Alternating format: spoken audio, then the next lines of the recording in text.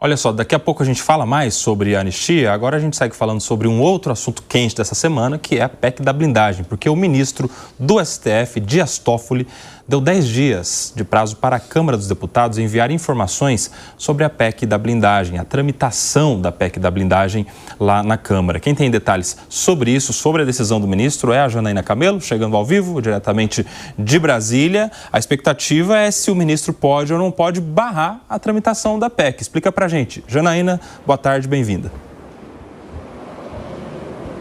Muito boa tarde para você, Kobayashi, boa tarde a todo mundo.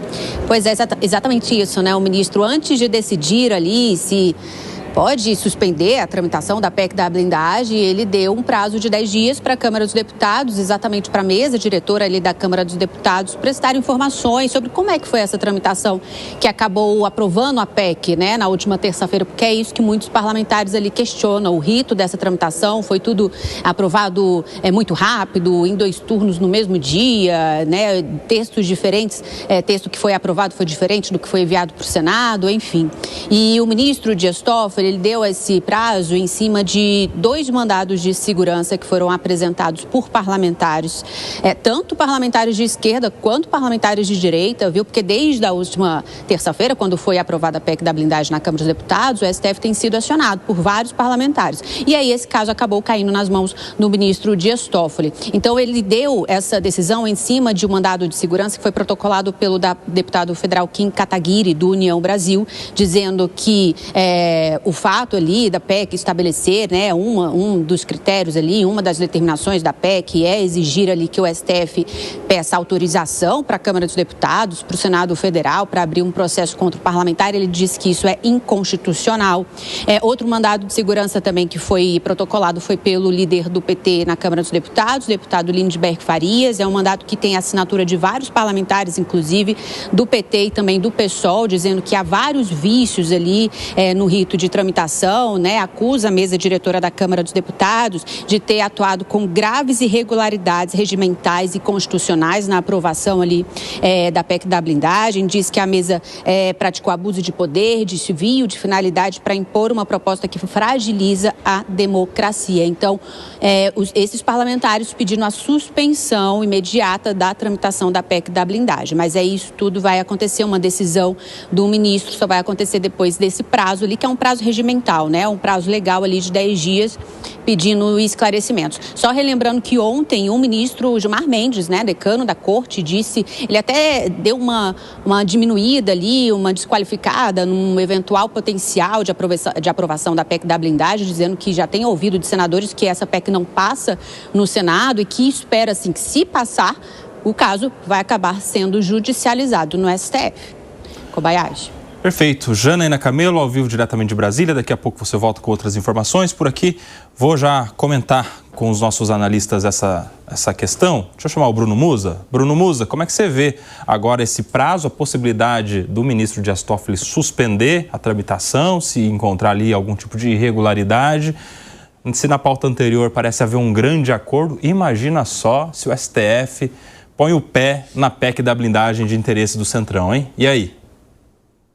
Pois é, mais um pouco de caldo de Brasil, né, Cobá? Você junta os 3 poderes, que supostamente são independentes, e no papel de fato são, negociando em cima daquilo que é conveniente para eles, individualmente e para os seus próprios partidos. A PEC da blindagem, por si só, a gente vem comentando exaustivamente, eu acho que é um tema praticamente de consenso que nós temos entre todos nós aqui da bancada, que é basicamente mais uma impunidade no país da impunidade. Veja, eu falo muito que no Brasil, para aqueles que não têm nenhum pingo de moralidade ou ética, o crime compensa. A gente aqui no mercado financeiro faz sempre um risco, um custo de uma conta de gerenciamento de risco, custo-retorno. Ou seja, vale a pena você tomar um risco por potencial retorno que você tem?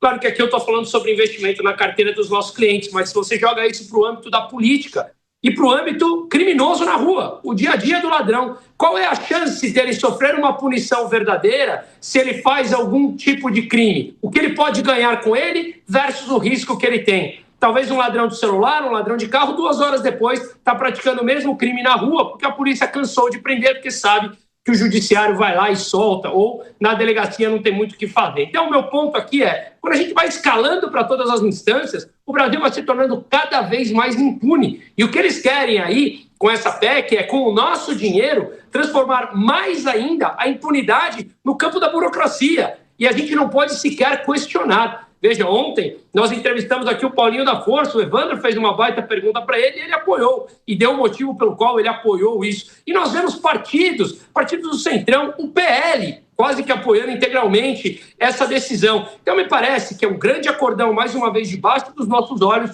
e nós temos uma única função, viu, Cobá? Financiar e não questionar. Se a gente questiona, talvez a gente tenha algum tipo de desobediência e nos veem talvez como até antidemocráticos. Essa foi a opinião no Musa, a gente já vai ouvir o Gani e o Piperno, mas a gente também quer saber a sua opinião. Você que está nos assistindo pelo YouTube, tem uma enquete aqui, ó. Se você concorda com o pedido de Dias Toffoli sobre explicações da PEC da blindagem. Participe também, deixa aí a sua opinião. Você é favorável a esse tipo de cobrança de informações? Clica no sim. Se você não é, clica no não, comente, deixe o seu comentário e daqui a pouco a gente vai começar a exibir os principais comentários aqui na nossa transmissão também. No final do programa a gente traz o resultado final. Por aqui eu quero também ouvir Fábio Piperno e Alan Gani. Piperninho, como é que você vê esse tipo de cobrança de explicações, a possibilidade aí que se apresenta do STF suspender, né, conceder ali algum tipo de liminar para a PEC da blindagem não avançar? Como é que você vê esse tipo de movimento acontecendo? Bom, inicialmente o que houve foi uma contestação a alguns trâmites, né? Então, é claro que aí todo mundo sabia que alguém ia tentar judicializar essa questão. Mas eu também acho que é algo que não se resolve, porque, veja, questão de escrúpulos não se resolve com judicialização. A decisão que o STF vai tomar em relação a isso, ela diz, obviamente, muito mais sobre as leis que estão aí escritas e que têm que ser cumpridas do que sobre os escrúpulos de quem votou pela aprovação disso aí. Então, o projeto ele é inescrupuloso.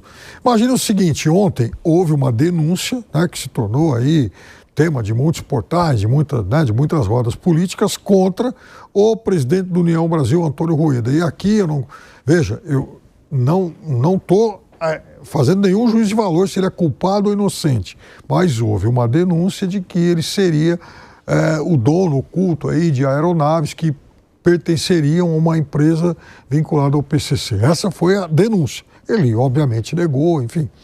Mas vamos imaginar que em algum momento da vida se chegasse aí à conclusão de que ou ele ou algum outro presidente de partido fosse de fato o dono de uma empresa vinculada ao PCC. Essa PEC impediria o STF de processar o presidente do partido, porque ela blinda também presidentes de agremiações políticas. Então, é algo absolutamente imoral. E por que essa PEC... Aliás, essa PEC é de autoria do hoje ministro Celso Sabino, lá em 2021, ministro do Turismo do Brasil, né? Na época ele deputado, editou isso aí e tal. Enfim, mas por que essa PEC agora ressurge? Porque há dezenas, para não dizer mais de uma centena de parlamentares na mira do STF por conta da história das emendas parlamentares. Agora, a culpa é sua, eleitor. Se essa turma voltar, vai voltar com o seu voto. Celso Sabino, que daqui a pouco a gente vai falar mais sobre ele, porque ele está pressionado, tem que sair do governo, senão vai ser expulso do partido, do União Brasil que anunciou o desembarque do governo, né? Tudo numa mesma semana, né? Anuncia o desembarque do governo, vota com a oposição em relação à urgência do PL da anistia, aí tem uma denúncia que aparece em relação ao presidente do partido, é uma coincidência gigantesca. Essa semana tá quente, Alan Gani. Agora, voltando para o tema aqui da PEC da blindagem, algumas reclamações são de que votaram no mesmo dia os 2 turnos da PEC, né? Quando o regimento fala que tem que ter 5 sessões de uma votação para outra, o interstício. Só que daí, se esse argumento for acolhido pelo STF em relação à PEC da blindagem, isso coloca em risco a PEC da reforma tributária também, porque lá na reforma tributária foi assim também, 2 turnos em um dia só. E aí? Exatamente, né? Parece que o Arthur Lira andou fazendo escola. Até então existia uma cobrança, uma reclamação em cima do Hugo Mota, de que ele era muito morno, que tinha um estilo muito diferente do seu antecessor Arthur Lira, mas aí, dessa vez, ele mostrou a que veio, viu, Piperno? Tratorou, votou, passou por cima, madrugada adentro, certo? E aí foi aprovada, infelizmente, a PEC da blindagem, que é um caminho para a impunidade. E aí, Koba, veja como o país está parado, né? A gente tem outras questões a serem debatidas, a própria reforma tributária, a gente está falando aqui da PEC da blindagem ou PEC da impunidade. De qualquer maneira, agora resta saber como é que o Supremo vai reagir.